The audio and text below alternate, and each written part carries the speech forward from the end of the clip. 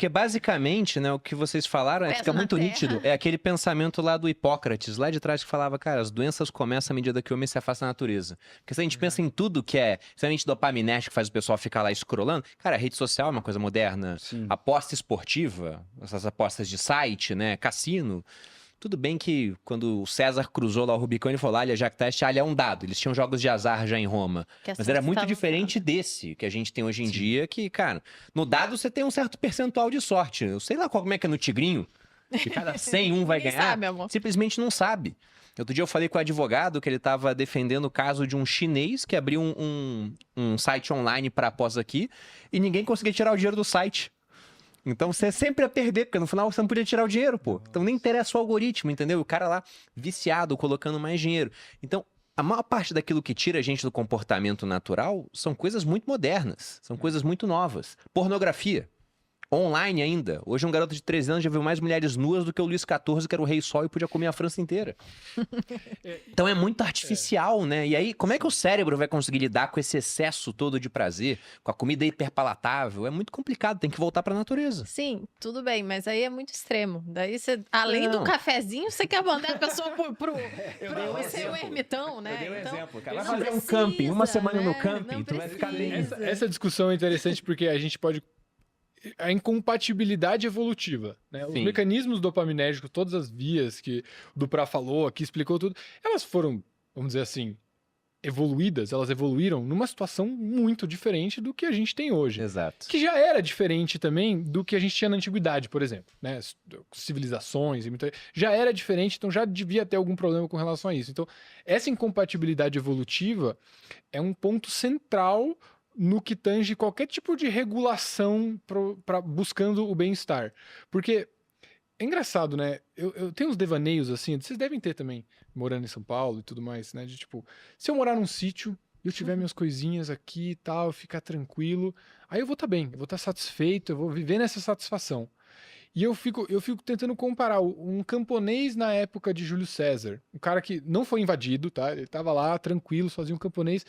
Quem era mais feliz? Quem tinha uma vida melhor? Esse camponês, que não sabia de nada que estava acontecendo, estava lá cuidando das galinhas dele e tal, ou o Júlio César, que conquistou o mundo conhecido, o mundo educado lá? Quem que era mais feliz nesse sentido? E vamos dizer que esse camponês não fosse muito motivado para nada. Ele não queria expandir, não queria crescer, não queria nada. Qual deles era mais feliz? Eu não sei. Mas o que eu tendo a pensar é, se eu buscar viver uma vida de satisfação, ou seja, viver uma vida no presente o tempo inteiro, tentando contemplar, tentando apreciar, tentando gostar do que tem aqui, sem almejar muito, meio uma filosofia meio budista, assim, eu vou me deparar com uma situação que eu não estou preparado para, se algo demandar de mim uma motivação.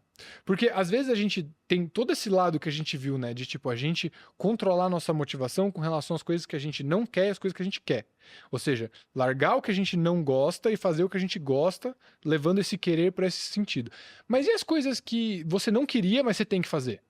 Que são coisas que a gente não falou muito aqui, né? Por exemplo, se você tá endividado. Tipo, trabalhar, né? Você tá endividado, você precisa começar a gerar mais receita, você precisa cortar custos, ou, sei lá, você agora vai começar uma família. Vamos dizer que você engravidou sem querer, e agora você precisa constituir uma família, uma renda e tal. Você se motiva dessa forma também.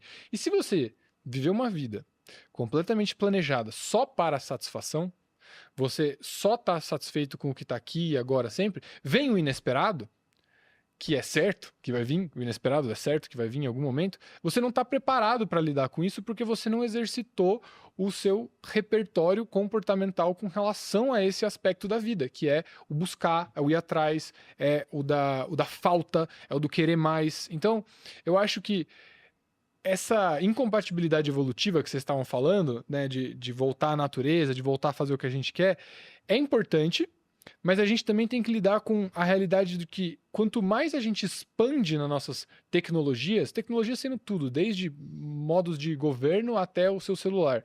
Quando você expande as suas tecnologias, você tem que também expandir a sua capacidade de lidar com as incertezas que essas tecnologias trazem. Então, a incerteza que um governo traz, a incerteza que viver numa cidade de 20 milhões de habitantes traz, a incerteza do trânsito, a incerteza de cancelamento, por exemplo, que a gente estava falando antes. Então, eu acho que o jejum de dopamina ele serve como um condicionamento motivacional. Ele é uma capacidade de te condicionar a manipular a sua motivação na direção que você realmente quer, que você vai gostar para viver com bem-estar. Porque o bem-estar ele não vem de graça. Você ser uma pessoa de boa não vem de graça. Você não pode manifestar o bem-estar em você. Você precisa ir buscar de alguma forma. Para você poder aproveitar um momento de tranquilidade, de lazer, de fazer nada, algo teve que acontecer para garantir a sua segurança, a sua saciedade e todos os componentes que envolvem você estar bem. Então eu acho que é essa gangorra, né, entre você ir buscar e apreciar o que você conseguiu. Ir buscar e apreciar o que você conseguiu e eventualmente alguém vai tirar isso de você. Ou você vai perder, vai ter um terremoto e você vai perder tudo. E aí você tem que ter a capacidade de buscar novamente e não sofrer em todos esses momentos que você está sem ou que você está buscando. Aí eu acho que você encontra um bem-estar. Faz muito sentido isso quando... Putz, achei brilhante a tua colocação no sentido evolutivo, né?